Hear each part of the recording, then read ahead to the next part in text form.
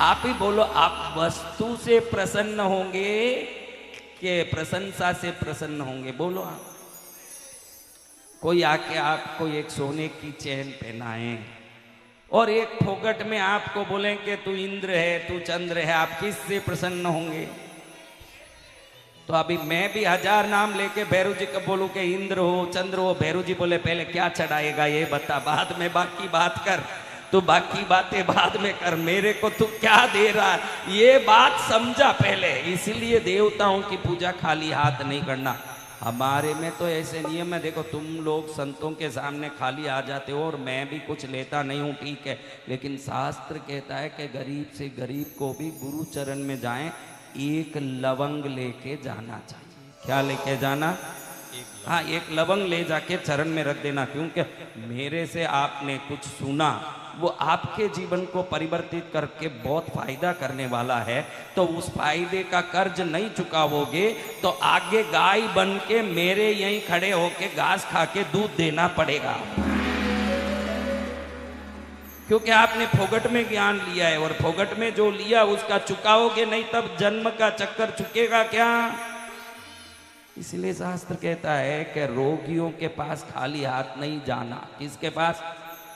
Hospital में किसी को मिलने जाते हैं ना, कैसे हैं भाई, कैसे हो, कैसे हो, वो मन में सोचता मैं पहले ही परेशान दुखी हूँ बीमार से, ये भी आ गया, ये नहीं आता तो बहुत अच्छा होता।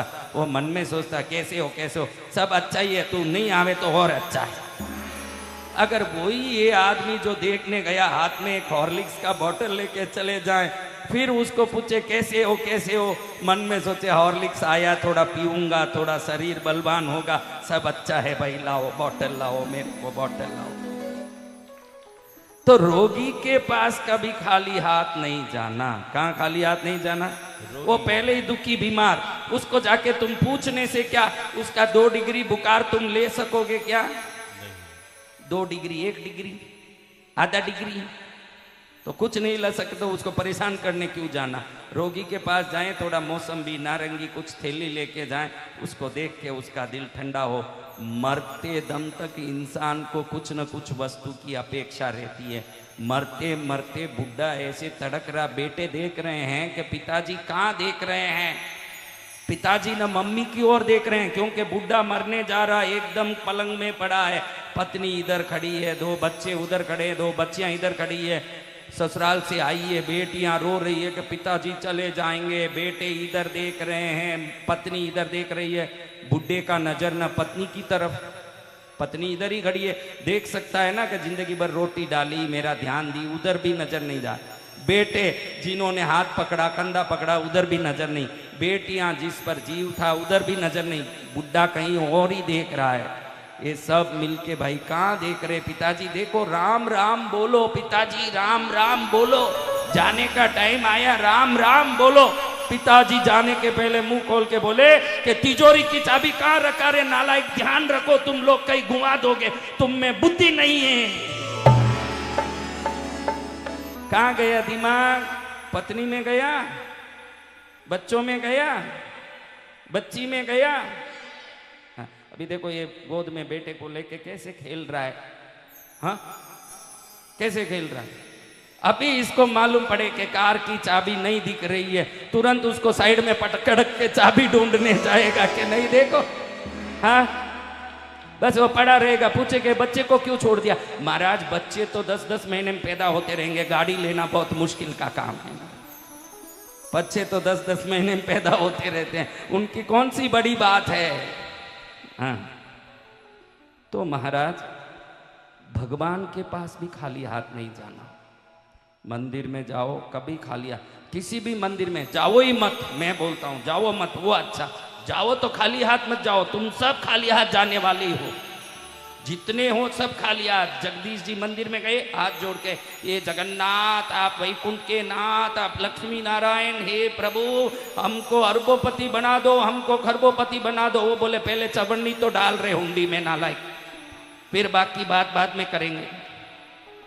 चवन्नी का ठिकाना नहीं, तू मेरे पास सब अरबोपति खरबोपति बनने का चाबी मांगने आ गया, पहले कुछ तो डाल।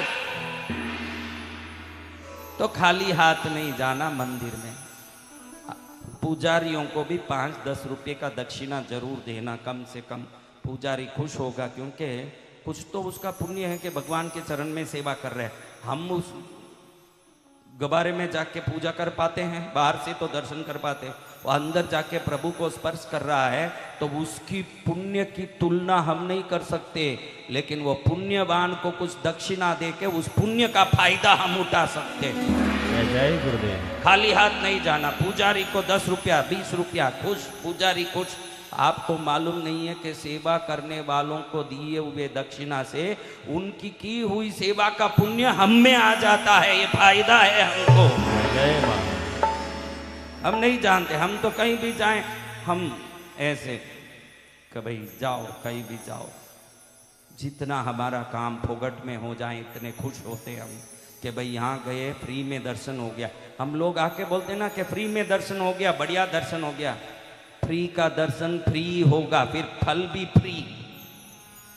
कुछ यथोचित भगवान के चरण में चढ़ाना, तब जाके आपके जीवन में भी कल्याण होगा। ये इसलिए कह रहा हूं कि मैं अब जाके ये मंत्र शुरू करने के पहले भैरव जी को क्यों माल चढ़ा रहा हूं। इसने कहा कि माल जरूरी है, प्रशंसा जरूरी नहीं है। ये मंत्रों का नाम भैरव जी की प्रशंसा है। पूजा, माल चढ़ाना, अब कौन सा जरूरी है?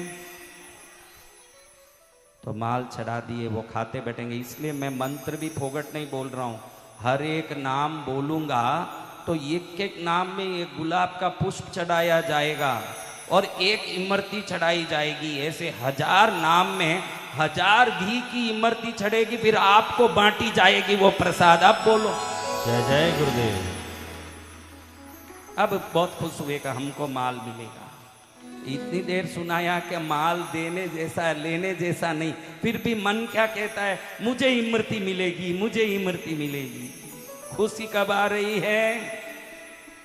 हैं?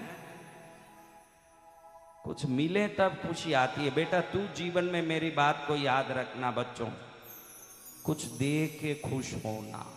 इसमें खुश होना देकर। हाँ, मेरी माँ, मेरी जो जन्मदात्री माँ है उसको प्रणाम करता हूँ, इस शरीर के माता को, जो थोड़े दिमाग से विक्षिप्त थी लेकिन इतनी दयालु थी कि हमारे, मैं भी मेवाड़ का नहीं हूँ लेकिन मारवाड़ का तो मेरा ये शरीर है।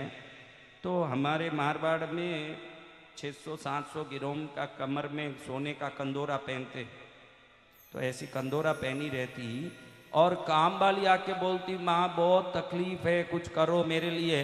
तो वो 600 ग्राम का सोने का कंदोरा खोल के काम वाली को दे देती थी। ऐसी थी मेरी माँ। और मेरे पिताजी कहते थे कि ये बैठी रहती है 24 घंटा, इसको ऊपर बंदर को आके गेहूं न खा जाए, ध्यान रखें, क्योंकि ऊपर हमारे उधर डागले में गेहूं सुखाते थे। तो ऊपर शाम को जाके देखे तो ये गेहूं का दाना भी नहीं ना, मेरी माँ बैठी रहती थी। मेरे पिताजी गर्म हो जाते, पूछते कि कहाँ गया पूरा गेहूं, तुमको किस लिए बैठा है यहाँ ध्यान देने।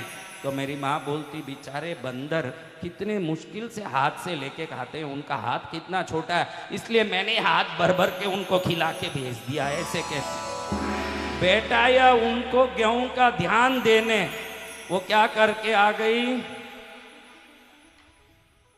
तो उस माँ के पुण्य से मेरे घर में इतनी समृद्धि भरी। मैं उदाहरण हूँ कि जब देते हो तो आपके जीवन में बरकत होता है न, सब कुछ बढ़ता है। उसका मैं उदाहरण हूँ कि मेरे घर में मेरे पिताजी डांटते लेकिन मेरी माँ देती रहती। तो मेरे घर में एक 20 फुट बाई 80 फुट का एक गडाउन रहता। वो पूरा गडाउन शक्कर के जो खाली बोरे होते हैं ना, 100 किलो के होते पहले, आजकल 25-50 किलो के बोरे हो गए। पुराने जमाने में 100 किलो का शक्कर का खाली बोरा भर भर के ऐसे पूरा गडाउन भर के पैसा होता था मेरे घर में, इतना पैसा होता था।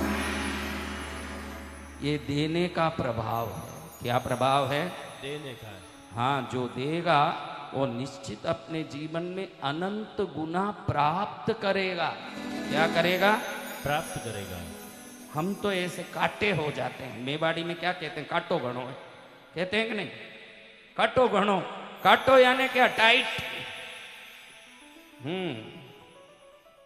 ये जो मुर्दे हो जाते हैं मर के, उसके 2-4 घंटे बाद देखो उनकी उंगलियों को खोलने जावे तो खुले नहीं, अकड़ जाता है मुर्दा। तो जो अकड़ के सब चीज रखता है वो मुर्दा ही है। जिंदा तो खुले दिल देता है, वो ही जिंदा है, ध्यान रखना। जय मां। अकड़ के जो रहता है वो मुर्दा है, वो अकड़ जाता है। मुर्दे के तो अपने आप हाथ पैर अकड़ जाते हैं कि नहीं? आप में कोई अकड़ है तो क्या है फिर? अकड़ को छोड़ना और पकड़ना प्रभु के चरण को, यही पुण्य का प्रभाव हो सकता है। अब एक ऐसा भजन करो कि इनके दिल में भगवान बैठ जाए। कौन बैठे? ये खुद ही मान लिया कि अभी चाबी घूमे तो इसको पटक के मैं भागूंगा चाबी ढूंढने, खुद ही मान लिया। तो एक साइड रहें, फिर बाद में आके ढूंढ लेंगे। कलयुग है मेरे बच्चों। देखो बातें याद आती है तो कुछ बातें याद आ जाती है। हमारे कृष्णगिरी तीर्थ के पास होगेनेकल एक गांव है। क्या गांव है? फॉल्स, पानी का फॉल्स गिरता है बहुत बड़ा। वो पानी का फॉल्स गिरता है ना, उसको होगेनेकल कहते हैं। वहाँ ऐसे गोल गोल छोटे छोटे नावों में नाविक लोगों को घुमाने ले जाते हैं। बड़ा नाव नहीं चल सकता क्योंकि वो फॉल्स गिरने के कारण जगह जगह भंवर उठता है, पानी का भंवर।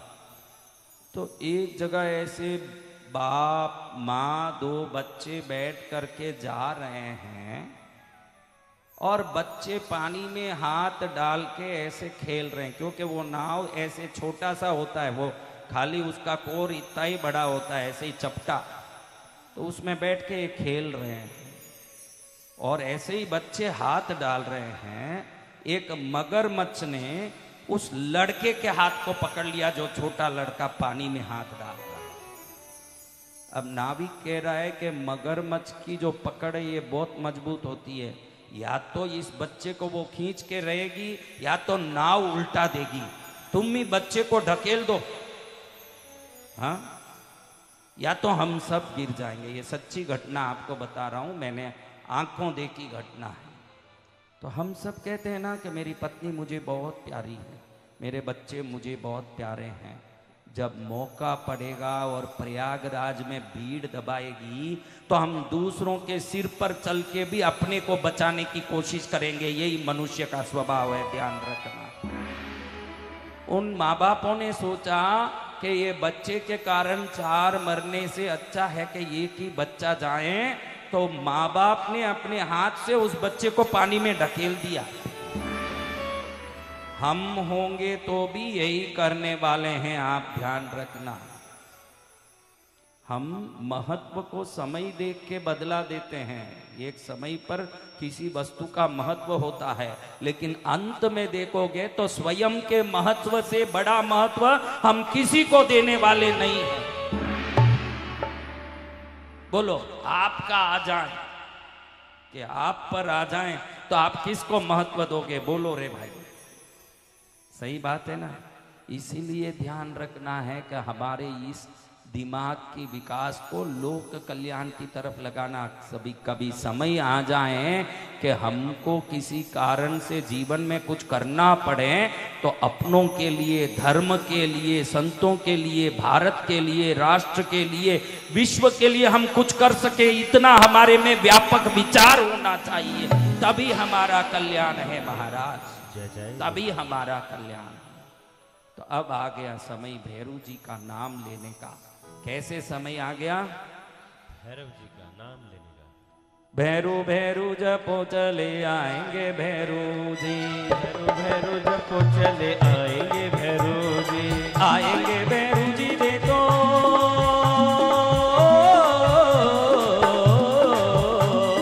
आएंगे भैरू जी देखो, आएंगे भैरू जी। भैरू भैरू भैरू भैरू जपो चले आएंगे। देखो ये आवाज नहीं है, बीच में आपको लगे कि क्या खर खर कर रहा, भैरू जी आवाज कर रहे हैं। क्या हो रहा है? भैरव जी, हाँ, भैरू जी ऐसे अट्टहास करते हैं, दिव्य अट्टहास। तो ऐसे भैरू जी आने वाले हैं। बोलो भैरू महाराज की जय हो।